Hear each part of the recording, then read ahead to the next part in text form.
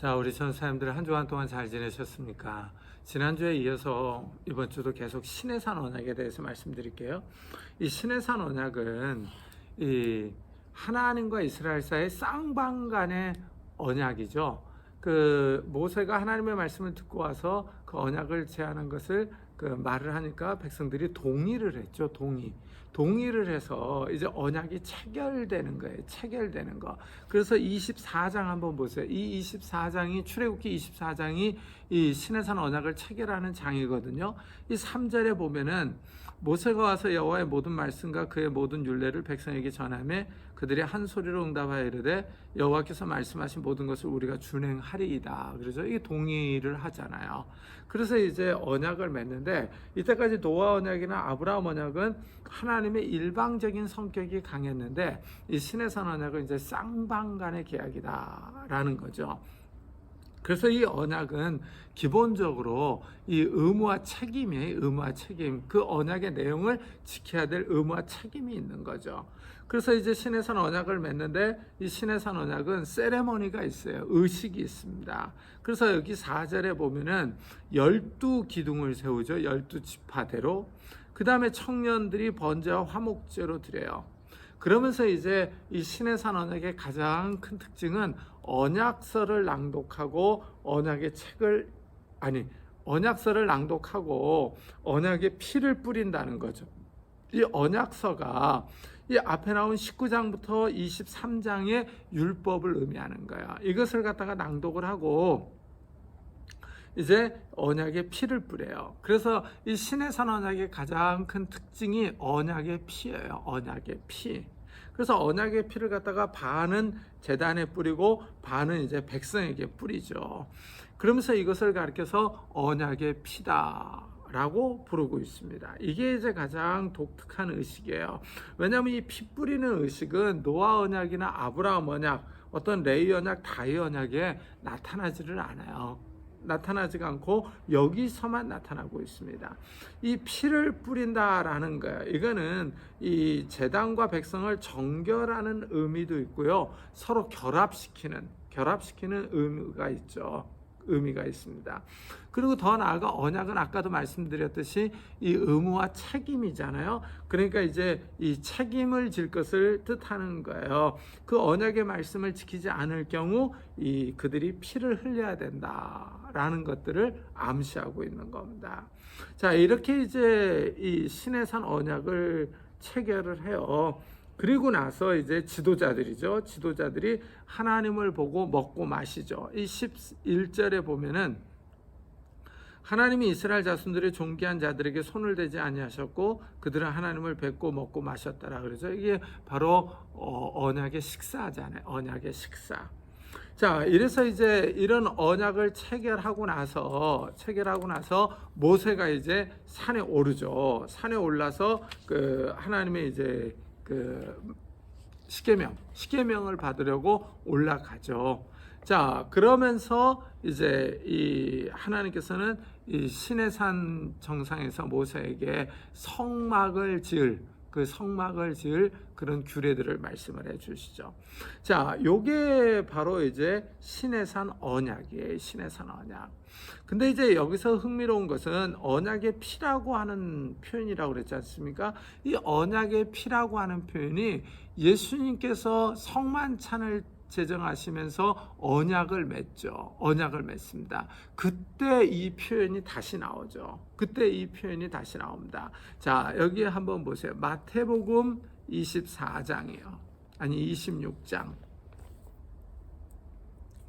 자, 마태복음 26장에서 보면 예수님께서 이 십자가에 달려 돌아가시기 전에 성만찬을 그 유월절 만찬이죠. 이 유월절 만찬을 떼시면서 이 떡과 포도주 잔을 나눠주시면서 이것이 내 몸이다, 내 피다 이렇게 말씀을 하시죠. 특히 이제 이 포도주 잔을 나눠주면서 하시는 말씀 보세요. 26장 마태복음 26장 28절인데 이것은 죄 사함을 얻게 하려고 많은 사람을 위하여 흘리는 바 나의 피 곧 언약의 피니라고 그러죠. 언약의 피. 그러니까 예수님께서 십자가에 달려 돌아가심으로 언약을 맺으시는 거예요. 거기서 피를 흘리심으로 언약을 맺는 겁니다. 그 언약의 내용이 뭡니까? 이 십자가를 믿는 사람들을 죄를 용서해주고 구원해 주실 것을 약속을 하는 거죠. 이것을 위해서 예수님께서 십자가에 달려 돌아가시는데 그 피를 가리켜서 언약의 피라고 그러죠. 그러면서 그것을 갖다가 이 상징적으로 보여주는 게 이 포도주 잔이죠. 이 성만찬을 제정하시는 거죠. 자, 이래서 이제 이것을 언약의 피라고 그러는데 이 누가복음 22장 20절에서는 보면은 이 언약을 새 언약이라고 그래요. 새 언약. 자, 이래서 이 예수님이 맺으신 언약이 새 언약이에요. 그러니까 이것을 가리켜서 신약 이렇게 부르잖아요. 신약, 구약. 이렇게 구약이라고 부를 때는 이 신의 산 언약을 의미하는 거예요. 그래서 이 성경의 명칭 자체가 구약, 신약 이런 표현 자체가 성경을 바라볼 때 어떤 관점에서 바라봐야 되느냐 하는 것들을 암시하고 있는 거죠. 이 언약의 관점에서 바라봐야 된다라고 말을 하고 있는 겁니다. 이래서 요 구약과 신약을 갖다가 비교하는 게 히브리서잖아요. 히브리서 7장부터 이 10장까지 보면은 이 옛 언약과 새 언약을 비교를 해요. 비교를 합니다. 그러면서 이 새 언약이 나옴으로 인해서 옛 언약이 무효화되었다라는 것을 얘기를 하죠. 얘기를 합니다. 자, 그래서 여러분들이 한번 히브리서 7장부터 10장까지를 한번 잘 읽어보세요. 그럼 옛 언약과 새 언약 첫 번째 것과 이 두 번째를 갖다가 비교를 하고 있는 이런 모습을 볼 수가 있을 겁니다. 자, 이래서 이 구약과 신약을 연결해주는 이런 그 관점이 바로 언약의 관점이다라고 말씀을 드릴 수가 있는 거죠. 이러니까 이제 아이흐로트가 언약이라고 하는 이 하나의 주제를 가지고 구약을 갖다가 쫙 관통을 해서 이 구약 신약을 썼던 이런 모습을 볼 수가 있는 거예요. 자, 이렇게 이제 이 구약 옛 언약이죠. 이 신의 산 언약을 체결을 했어요. 체결을 하고 난 다음에 주어지는 게 뭡니까? 바로 예배 제도잖아요. 예배 제도인데 특별히 이제 출애굽기에서는 성소에 대한 규례들이 주어지고 있는 이런 모습을 볼 수가 있죠. 그래서 제가 이전에 그 아바드 동사, 섬기다라고 하는 동사가 중요하다라고 말씀을 드렸습니다. 그 이스라엘이 이집트의 바로를 섬길 것인가 아니면 여호와를 섬길 것인가 하는 거예요. 그래서 이제 하나님께서 내 백성을 내보내라. 그러면서 그들을 구원해서 이 신의 산에서 언약을 체결한 후에 이제 성소에 대한 규례를 주죠. 그래서 이 성막을 다 지은 다음에 하나님께서 임재에 계시잖아요. 임재에 계십니다. 이래서 이제 성막 예배 제도가 중요한 이런 모습을 볼 수가 있는 거예요. 그리고 앞에서도 얘기했듯이 이 성막은 이 거룩의 영역이잖아요. 거룩의 영역. 그래서 이 거룩의 영역에는 등급이 있다. 등급이 있고 구별이 있다라고 말씀을 드렸습니다. 그래서 이 지성소가 있고 성소가 있고 여기에 들어갈 수 있는 사람은 대제사장과 제사장밖에 없다고 그랬죠. 그리고 밖에 진을 치는 사람들이 레위 사람, 그 다음에 이스라엘 사람, 그 다음에 이제 이방인, 병든 자, 부정한 자다라고 말씀을 드렸어요. 자, 이렇게 이제 거룩에는 등급과 영역이 있어서 구별되어지거든요. 그래서 지성소가 거룩들의 거룩에 지극히 거룩한 곳이라는 뜻이죠. 이래서 이곳에는 이 대제사장만이 들어갈 수가 있는 거예요. 사람들이 제한되어 있는 이런 모습을 볼 수가 있습니다. 자, 그래서 출애굽기에서 보면 25장부터 31장까지가 성막 규례가 나오고 35장부터 40장까지 이 성막을 완공하는 그런 이야기가 나오고 있다라고 말씀을 드릴 수 있어요. 그래서 이 성막이 아주 중요합니다. 근데 이제 이 성막에서 가장 중요한 기물은 이 언약궤죠. 언약궤. 이 언약궤 안에 이제 십계명의 두 돌판, 이 모세가 하나님께로부터 받아온 십계명의 두 돌판을 보관했던 그런 장소죠. 그래서 이 궤위에 하나님께서 임재해 계시는 겁니다. 임재해 계시는 거죠. 그래서 이곳을 시은좌라고 부르죠. 또는 속죄소 이렇게 부르는데, 여기서 하나님께서 임재하셔서 여기서 말씀하시죠. 말씀하십니다. 이래서 이 성막의 지성소, 이 법궤가 있는 그 자리가 신연의 장소이자 신탁의 장소죠. 신탁의 장소입니다. 그러면서 거기서 속죄가 이루어지는 거죠. 속죄가 이루어지는 겁니다. 죄를 갖다가 덮어주죠. 덮어줍니다. 자, 이래서 이곳에 들어갈 수 있는 사람이 대제사장밖에 없어요. 그래서 대제사장을 만나는 장소죠. 만나는 장소입니다. 자, 하나님께서 이 성막을 갖다가 지으라고 하면서 이렇게 얘기를 하죠. 내가 이스라엘 자손 중에 거하여 그들의 하나님이 되리니 그들은 내가 그들의 하나님 여호와로서 그들 중에 거하려고 그들을 애굽 땅에서 인도하여 낸 줄을 알리라. 나는 그들의 하나님 여호와니라. 그렇죠? 자, 여기서 하나님께서 이 출애굽의 목적을 말씀을 해 주시죠. 내가 그들의 하나님 여호와로서 그들 중에 거하려고 인도해냈다. 이렇게 얘기를 하고 있습니다. 그러니까 출애굽의 목적이 뭡니까? 이 하나님께서 그들 가운데 거하기 위해서, 그래서 그들의 하나님이 된다 이거죠. 이래서 이제 언약에 저희가 언약 공식이 나오고 있죠. 그들은 내 백성이 되고 나는 너의 하나님 여호와가 될 것이다 라는 언약 공식이 여기서 나오고 있는 이런 모습을 볼 수가 있습니다. 이러면서 이제 이곳에서 이제 제사를 드리는 거예요. 제사. 이래서 이 레위기에서 5대 제사 이 방법이 나오고 있는 이런 모습들을 볼 수가 있는 겁니다. 자, 이렇게 이제 시내산 언약을 맺고 하나님께서 이제 성막을 만들 규례들을 말씀하시는 그 동안에 이 이스라엘이 또 부패해서 이 언약을 깨트리잖아요. 그 깨트리는 사건이 뭡니까? 바로 금송아지 사건이죠. 금송아지 사건. 이래서 이 시내산 언약은 아이러니하게 맺자마자 깨져버리는 이런 아이러니를 보여주고 있죠. 그래서 이제 언약 파기가 나와요. 언약 파기. 자, 이 언약 파기가 이 32장부터 34장까지 나와요. 그래서 여기 이제 또 아주 또 중요한 주제예요. 이 많은 사람들이 언약을 다루는 사람들이 이 시내산 언약 모압 언약 여기에만 집중을 하는데, 사실은 이제 이스라엘의 불순종이 있잖아요. 이스라엘의 불순종. 그래서 이스라엘의 불순종이 아주 커다란 신학적인 주제예요. 이 성경에서 앞에서도 얘기했지만은 이 아담과 하와의 불순종, 반역이 큰 주제입니다. 큰 주제예요. 이와 마찬가지로 시내산 언약도 이 언약을 맺자마자 이스라엘이 깨트리거든요. 그래서 이 불순종이 큰 주제로 등장을 하고 있는 이런 모습을 볼 수가 있어요. 그러니까 시내산 위에서는 이 모세가 이 십계명과 성막을 만들 규례들, 이런 하나님의 법들을 받고 있는 동안에 시내산 아래에서는 금송아지를 만들어서 다른 신을 섬기지 말라라는 십계명의 제1계명과 2계명을 깨트리잖아요. 그래서 이게 묘한 대조를 이루고 있는 이런 모습을 볼 수가 있죠. 자, 이 모세가 산에 올라가서 안 내려오잖아요. 안 내려와요. 그 늦게 내려오죠. 늦게 내려오니까 이 백성들이 아론에게 와가지고 이 우상을 만들라 그러죠. 32장 1절 한번 보세요. 백성이 모세가 산에서 내려옴이 더딤을 보고 모여 백성이 아론에게 이르러 말하되 일어나라, 우리를 위하여 우리를 인도할 신을 만들라. 우리를 인도할 신 그러죠. 요게 아주 의미가 있겠죠. 우리를 인도할 신.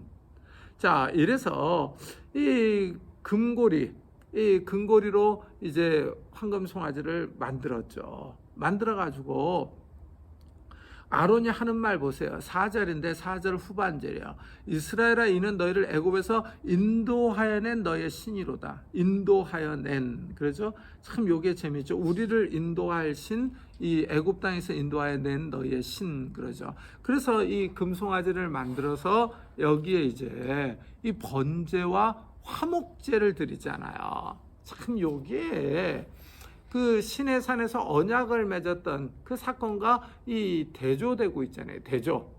시내산에서 언약을 맺을 때도 번제와 화목제를 드렸는데 여기 금송아지를 만들어서도 번제와 화목제를 드리면서 이 앞에서 먹고 마시고 뛰놀잖아요. 먹고 마시고 마치 언약의 식사를 하는 것처럼. 그래서 이게 대조가 된다니까요. 대조가 돼요.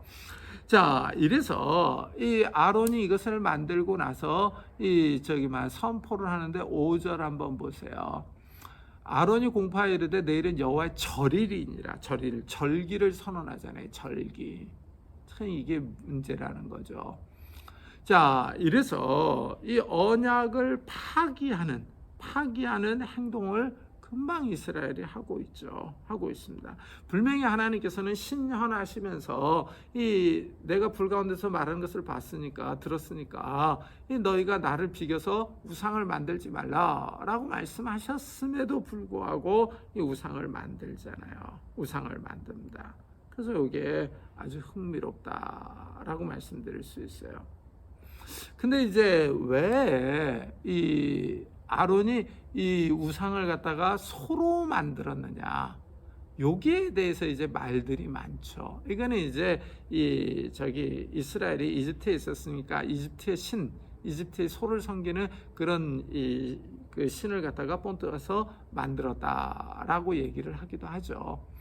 근데 이제 요게 또 재밌는 게 저기 보면은 그 성전에서 이 노바다를 받치고 있는 게 소의 형상, 소예요, 소. 그런데다가 또 보면은 그 소가 번제물이잖아요, 번제물. 그죠? 그리고 요게 또 이 에스겔서에 보면은 에스겔서에서 그 네 생물이 나오거든요. 이 여호와의 보좌를 떠받치고 있는 네 생물이 나오는데 그 네 생물 가운데 하나가 소예요. 소의 얼굴을 하고 있어요. 그래서 이게 왜 소로 만들었느냐? 이게 성경은 명확하게 얘기는 하진 않아요. 명확하게 얘기는 하지 않는데 이런 것들로 보면은 이 소가 중요한 그 짐승이었다라는 것을 알 수가 있죠. 그리고 소가 이 가축의 대표잖아요. 가축의 대표. 그럼에도 불구하고 하여튼 여기서는 이제 그 언약 파기죠. 언약 파기. 이래서 언약이 파기가 됐어요. 언약이 파기가 됐으니까 하나님께서 진멸하겠다 그러잖아요. 진멸하겠다. 진노하시면서 그러면서 이제 모세를 세워서 너로 큰 백성을 만들겠다. 이렇게 말씀을 하니까 이 모세가 이제 이스라엘 위해서 변호하는 기도를 하죠. 그러면서 첫째, 하나님께서 이 강한 손으로 인도해낸 주의 백성이다. 당신의 백성이다. 그러죠? 근데 이제 이게 또 되게 재밌어요. 왜냐하면은 그 하나님께서 32장 7절 한번 보세요. 32장 7절에 보면 여호와께서 모세에게 이르시되 너는 내려가라. 내가 애굽 땅에서 인도하여낸 내 백성이 부패하였도다. 내 백성, 모세의 백성이다. 이렇게 말씀을 하셨어요. 근데 또 모세는 기도할 때 보면은 이 하나님의 백성이라고 그러죠. 여기 한번 보세요. 11절이요. 모세가 그의 하나님 여호와께 구하여 이르되 여호와여 어찌하여 그 큰 권능과 강한 손으로 애굽 땅에서 인도하여 내신 주의 백성에게 진노하여 주의 백성. 이게 문자적으로는 당신의 백성, 너의 백성이거든요. 그러니까 이 하나님은 모세에게 내 백성이 부패하고 타락했다. 그리고 이 모세는 또 하나님께서 강한 손과 편팔로 인도하신 당신의 백성 아닙니까? 이렇게 얘기를 하고 서로 이렇게 너의 백성이다라고 하는 게 상당히 흥미롭죠. 자, 그러면서 이 진멸하면은 이집트 사람들이 하나님께서 이 이스라엘을 진멸하려고 인도해냈다. 이렇게 이제 비웃는다 이거죠. 그러면서 이제 그 아브라함과 이삭과 야곱에게 했던 맹세, 그 약속을 상기시키죠. 약속을 상기시키면서 약속을 지켜달라 이런 의미로 기도를 하죠. 자, 이래서 이제 하나님께서 이스라엘을 진멸할 것을 이제 그 거두시고 이제 저기 하시죠. 용서하시는데 이제 모세가 산에서 내려와 보니까 백성이 난리잖아요. 그러니까 이제 돌판을 던져서 깨트리죠. 던져서 깨트립니다. 이것이 무엇을 의미합니까? 언약이 깨졌다는 것을 보여주는 거죠. 언약이 깨졌다는 걸 보여주는 겁니다. 이래서 이제 그 여호와의 편에 설 자가 누구냐 오라. 그러니까 레이지파가 오잖아요. 그래서 레이지파가 칼을 차고 다 저기 방자하게 뛰는 사람들을 죽여버리죠. 살육합니다. 이래서 이제 이 사건으로 레이가 명예를 회복하는 거예요. 레이가. 그래서 이 원래 레이는 시므온과 레이가 작당을 해서 디나 강간 사건 때 그 세겜 족속을 다 쳐서 죽였잖아요. 이 과도한 복수를 했죠. 과도한 복수. 원래 눈은 눈으로, 이는 이로. 이 법에 따라서 그 복수를 해야 되는데 다 죽여버렸잖아요. 과도한 복수를 한 거죠. 그래서 이 시몬과 레이가 저주를 받았거든요. 근데 레이는 이 사건으로 명예를 회복하죠. 그러면서 이제 하나님께 선택된 백성이 되는, 아니 선택된 지파가 돼서 하나님을 섬기는 그런 지파가 되죠. 자, 이렇게 해서 이제 모세가 이 용서해 달라라고 이제 기도를 하죠. 그러니까 이제 하나님께서 이제 이들을 용서를 하시죠. 용서를 하시면서 32장 34절 한번 보세요. 이게 이제 되게 재밌는 표현인데 32장 34절에 보면은 이제 가서 내가 내게 말한 곳으로 백성을 인도하라. 내 사자가 내 앞서 가리라. 그러나 내가 보응하는 날에는 그들의 죄를 보응하리라. 여기 보면 내 사자가 내 앞서 가리라. 그러죠. 그러니까 하나님께서 이스라엘을 가나안 땅으로 올리기는 올리는데 이제 하나님께서 가지 않으실 거라 해야 돼요. 가지 않고 내 사자가 인도할 것이다. 이렇게 얘기를 하죠. 그러니까 이제 하나님께서 올라가지 않을 것을 말씀을 하세요. 그러니까 이제 또 모세가 이제 기도를 하죠. 하나님께서 이제 인도해 달라. 이렇게 이제 기도를 합니다. 이래서 이 황금 송아지 사건은요, 이스라엘을 누가 인도할 것이냐 하는 신학적인 주제를 갖고 있어요. 이 황금 송아지냐, 여호와의 사자냐, 아니면 하나님이냐라고 하는 그런 신학적인 주제가 있다라고 말씀드릴 수 있어요. 그러면서 이제 이 모세가 중보 기도를 하니까 하나님께서 이 올라갈 것을 말씀을 하시죠. 그러면서 이 모세가 이 주의 영광을 보여달라고 그러잖아요. 영광을 보여달라. 그러니까 이제 하나님께서 내가 친히 가리라 그러면서 영광을 보여주시죠. 그러면서 하나님의 이름을 선포하시는 이런 모습을 볼 수가 있죠. 그래서 영광을 보여달라니까 모세에게 하나님께서 그러죠. 내 얼굴을 보지 못하고 내 등을 본다. 그래서 등을 본다. 참 이거 보면 상당히 흥미롭죠. 여기 보면은 하나님께서 나타나셔가지고 자기 자신의 얼굴을 보지 못한다. 그러면서 등을 보여주신다. 그래서 그러면서 손으로 너를 덮어두었다가 이 손을 거둘 것이다. 그래서 이 표현을 보면은 손과 등, 얼굴이 다 있으신 이런 모습을 볼 수가 있죠. 그래서 이게 상당히 흥미롭다라고 말씀드릴 수 있어요. 그러니까 제가 앞에서 여호와의 형상에 대해서 말씀을 드릴 때 이 하나님께서 영이시다. 그러는데 그 영을 갖다가 우리가 너무 오해한다 이거죠. 영은 어떤 형상이 없는 것으로 생각을 하는데 형상이 있으시죠. 이것을 보면 얼굴도 있으시고 등도 있고 손도 있는 이런 모습을 볼 수가 있죠. 그러나 이제 우리 인간은 이 뼈와 살로 구성되어 있는데 하나님은 이런 육체가 아니시라는 거죠. 그러니까 형상은 있으시지만 우리와 같은 이 육신은 아니다라는 거죠. 그래서 에스겔서 1장에 보면 허리가 있는데 그 속과 주위가 불같다. 그래서 에스겔서 1장 26절부터 28절을 읽어보면은 이 보좌에 앉아 계시는 하나님의 형상이 나오는데 허리가 있으신데 그 속과 주위가 불같고 그래서 불같고 그래서 이 신명기 4장 24절에도 여호와는 소멸하는 불이시요 이렇게 나온다고 말씀을 드렸었죠. 자, 그러니까 하나님은 영이시다라고 했을 때 그 영이라고 하는 표현에 여호와의 형상이 있다라는 거예요. 자, 그래서 이 금송아지 사건으로 해서 이 언약이 깨졌죠. 언약이 깨졌는데 이제 이 모세의 기도를 통해서 하나님께서 다시 내가 친히 가겠다라고 말씀을 하시면서 언약을 회복시켜 주시는 이런 모습을 볼 수 있어요. 자, 33장 15절 한번 보세요.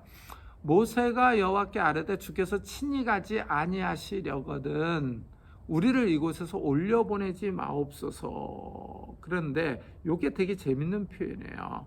주께서 친히 가지 아니하시려거든, 그런데 이게 당신의 얼굴이 가지 아니하시려거든, 이런 의미입니다. 그리고 이 14절 보세요. 여호와께서 이르시되 내가 친히 가리라. 내가 너를 쉬게 하리라 그러잖아요. 내가 친히 가리라. 요게 나의 얼굴들이 갈 것이다, 이런 의미예요. 나의 얼굴들이 갈 것이다. 그래서 하나님께서 친히 갈 것을 갖다가 말씀을 하고 있는 이런 모습을 볼 수가 있어요. 그러니까 여기서 얼굴이라고 하는 표현이 강조되어 있는 거예요. 강조되어 있는 겁니다. 근데 이제 우리 성경은 요걸 이제 좀 완곡하게 의역해서 번역을 한 거죠. 자, 이래서 이제 이 시내산 언약이 깨졌는데 이 모세가 중보 기도를 함으로 인해서 회복된 거예요. 그래서 이제 하나님께서 돌판을 만들어서 다시 올라오라 그러죠. 다시 올라오라. 그러니까 거기 이제 하나님께서 써 주시잖아요. 그 첫 번째 말씀과 똑같이 써 줍니다. 언약이 회복됐다는 것을 보여주고 있는 거죠. 그러면서 하나님께서 자기 자신의 이름을 말씀하시잖아요. 여호와라 여호와라 자비롭고 은혜롭고 노하기를 더디하고 인자와 진실이 많은 하나님이다. 이렇게 자기 이름을 계시하시는 이런 모습을 볼 수가 있죠. 자, 이렇게 이제 언약이 회복돼서 이제 장막을 만들고, 아니 성막이죠. 성막을 만들고 이제 제사 제도가 주어지고, 그러면서 여호와 신앙이요, 여호와를 섬기는 이 방법이 구체화되는 이런 모습들을 볼 수가 있죠. 그리고 나서 이제 다시 이스라엘이 시내산을 떠나서 이제 가나안 땅을 향해 나아갑니다. 그 가나안 땅을 향해 나아가는 게 다 민수기에 기록되어 있죠. 근데 이제 여기 민수기의 큰 주제가 뭐냐면 이 바로 불평, 머머링이죠. 불평. 이 불평이 많이 나오는데 이 불평을 통해서 얘기하고자 하는 게 뭡니까? 불순종. 이스라엘의 그 불순종을 갖다가 얘기를 하고 있죠. 자, 이 불순종이 큰 주제다라고 말씀을 드렸어요. 그래서 이 불순종이 민수기에 이제 계속 나오는데, 이 민수기에서 이스라엘의 불순종의 클라이맥스는 단연 그 가데스 바네아 사건이죠. 가데스 바네아 사건입니다. 이스라엘이 이제 가데스 바네아에서 이 가나안 땅을 정탐을 하죠. 정탐을 하고 와서 이 보고를 합니다. 그 땅은 좋다라고 보고를 했는데 문제가 뭡니까? 그 땅에 거하는 백성들이 문제라는 거죠. 그 땅의 백성들이 강하다 이거죠. 특히 아낙 자손이 있다 그러죠. 아낙 자손. 이 아낙이라고 하는 말은 목이 길다 이런 뜻이에요. 목이 길다. 그래서 이제 이 백성들이 이 보고를 듣고 장막에 돌아가서 울면서 원망을 하잖아요. 원망. 자, 민수기 14장 한번 보세요. 자, 이 민수기 14장 1절부터 3절에 보면은 이 백성들이 통곡을 하죠. 통곡을 하면서 원망을 하는 이런 모습들을 볼 수가 있습니다. 자, 그러면서 이 한 지휘관을 세워서 이집트로 돌아가자 그러죠. 돌아가자. 자, 이렇게 이제 백성들이 불순종을 하니까 여호수아와 갈렙이 나서서 이제 그들은 우리의 먹이다. 이 여호와께서 우리와 함께 하시면 그들을 쉽게 정복할 수 있다. 그러면서 이제 막 그 설득을 하죠. 그러나 백성들이 이들의 말을 듣지 않죠. 이들의 말을 듣지 않습니다. 자, 그래서 요 사건이 아주 그 이스라엘의 불순종을 갖다가 잘 나타내주는 그런 사건이죠. 그래서 이 사건 때문에 이스라엘이 가나안 땅에 들어가는 것이 늦춰지죠. 40년 동안요. 이 40일 동안 그 가나안 땅을 정탐했던 것을 갖다가 하루를 1년으로 계산해서 40년 동안 광야를 방랑하는 이런 벌을 받는 이런 모습을 볼 수가 있죠. 자, 이래서 요 사건 때문에 이제 누가 들어갈 것이고 가나안 땅에 누가 들어가지 못할 것인가 하는 것이 결정이 되죠. 그래서 보면은 이 출애굽 후세대, 그러니까 만 20세 미만이죠. 만 20세 미만의 사람들이 가나안 땅에 들어가고, 출애굽 세대는 광야 40년을 갖다가 방랑하면서 다 죽을 것을 말씀을 하시죠. 그래서 출애굽 후 세대는 들어가지만 이 출애굽 세대는 들어가지 못하는 이런 벌을 받게 되죠. 그리고 출애굽 후 세대의 지휘자로 여호수아는 들어가지만 이 출애굽 세대의 지도자로서 모세는 들어가지 못하는 이런 모습을 보게 됩니다.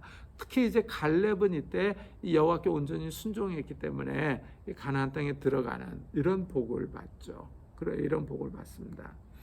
근데 참 이 여호수아와 갈렙이 정말 대단했던 사람이죠. 이 사람들이 강경파로서 이 백성 앞에서 서서 뭐라 그러냐면 그 땅 백성을 두려워하지 말라. 그들은 우리 먹이라 그러죠. 먹이. 이 먹이라는 표현이 빵이다 이런 뜻이에요. 빵은 먹으면 되잖아요. 그러니까 그만큼 정복하기 쉽다 이렇게 얘기를 하는 거죠. 그러니까 이들은 하나님의 능력을 전적으로 신뢰하고 의지했다라는 것들을 알 수가 있죠. 그래서 이 갈렙이 아주 독특한 사람이죠. 왜냐하면 이 갈렙이 나중에 보면은 그 정복하러 갔을 때 헤브론을 요구하죠. 헤브론. 그 헤브론에 보면 이 아낙 사람들 중에 가장 강한 족속들이 살고 있었는데 가서 갈렙이 싹 쓸어버리고 그 땅을 갖다 차지하는, 헤브론을 차지하죠. 그래서 그쪽이 이제 유다 지파가 기업으로 얻는 이런 모습을 볼 수가 있습니다. 자, 이래서 이 금송아지 사건이 아주 독특하다. 라고 말씀드릴 수 있어요. 자, 이 불순종이 중요한데,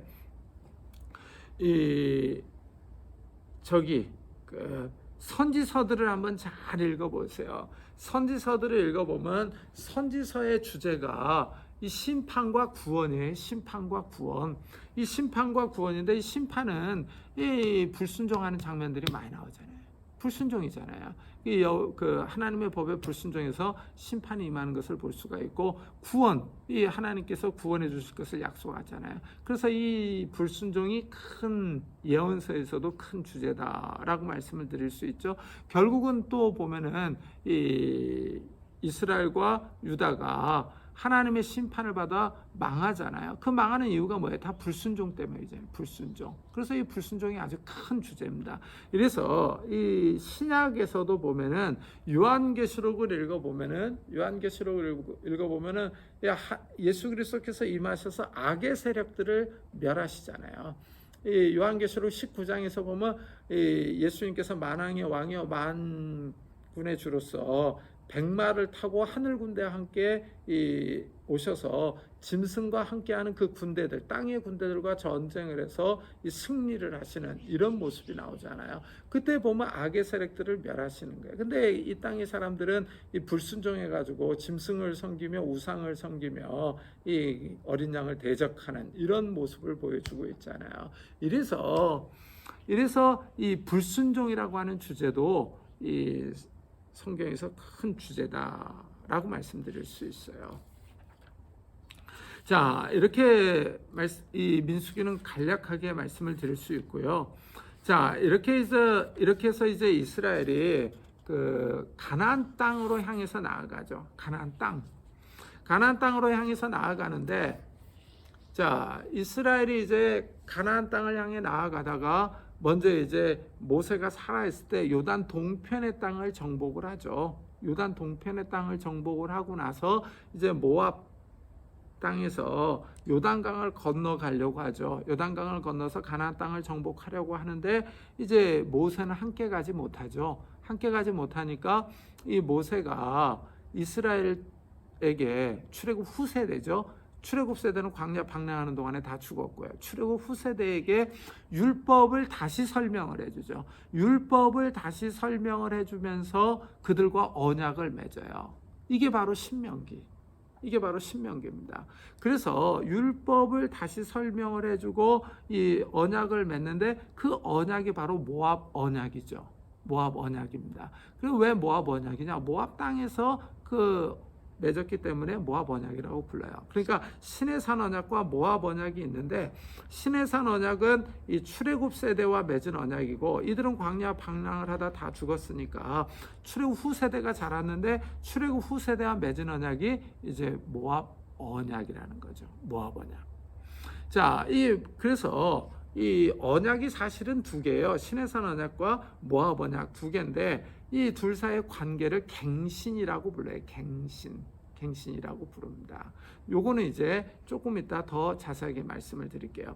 자, 이렇게 이제 이스라엘이 이 가나안 땅을 향해 나아가는 거예요. 가나안 땅을 향해 나아가는데, 이 요단 동편의 땅을 갖다가 정복을 해요. 근데 원래는 이 땅은 약속의 땅이 아니었어요. 약속의 땅이 아니었는데 이 편입된 땅이죠. 편입된 땅. 편입된 땅이라고 하는 걸 어떻게 아냐? 민수기 35장인가요? 4장 한번 찾아보세요. 여기 보면은 가나안 땅의 경계가 나와요. 가나안 땅의 경계가 나옵니다. 34장입니다. 이 34장의 가나안 땅의 경계가 1절부터 15절까지 나오는데, 특히 이제 동쪽 경계를 보셔야 돼요. 왜냐면은 동서 남 북이잖아요. 여기 남과 북은 애국강에서부터 유브라데스 강까지예요. 그리고 이쪽 서쪽은 지중해 바다니까 더 이상 뻗어나갈 데가 없어요. 그럼 이쪽 이제 동쪽이 문제인데, 이 동쪽 경계를 요단강으로 삼고 있어요. 요단강. 그래서 여기 보세요. 민수기 34장 11절이요. 10절부터가 이제 동쪽 경계를 얘기를 하는데, 11절 보세요. 그 경계가 또 스밤에서 라블라로 내려가서 아인 동쪽에 이르고, 또 내려가서 긴네렛 동쪽 해변에 이르고, 긴네렛은 갈릴리 호수잖아요. 그 경계가 또 요단으로 내려가서 염에 이르나니, 사해 바다를 얘기를 하죠. 그러니까 지금 이 갈릴리 호수와 이 사해 바다, 요 사이에 요단강을 경계로 하고 있는 거예요. 이르나니 너희 땅의 사방 경계가 이러하니라 그러잖아요. 그러니까 요 요단강을 경계로 두고 있는데, 그렇다면 여기 요단 동편 땅은 뭐냐는 거예요. 요단 동편 땅. 요단 동편 땅을 차지해가지고 모세가 이것을 정복을 해서 르우벤과 갓지파 그리고 므낫세 반지파가 이쪽에서 기업의 땅을 받았잖아요. 그러니까 므낫세는 여기서도 반지파가 땅을 받고, 여기서 가나안 땅에서도 반지파가 땅을 받았어요. 그래서 므낫세가 상당히 많은 땅을 차지해요. 자, 이래서 이 요단 동편 땅이 문제가 돼요. 이 원래 이 땅은 약속의 땅이 아니었는데, 이 땅이 편입된 거예요. 편입된 거. 편입된 걸 어떻게 아느냐? 이 신명기 2장을 읽어보면 알 수가 있어요. 신명기 2장 한번 봐보세요.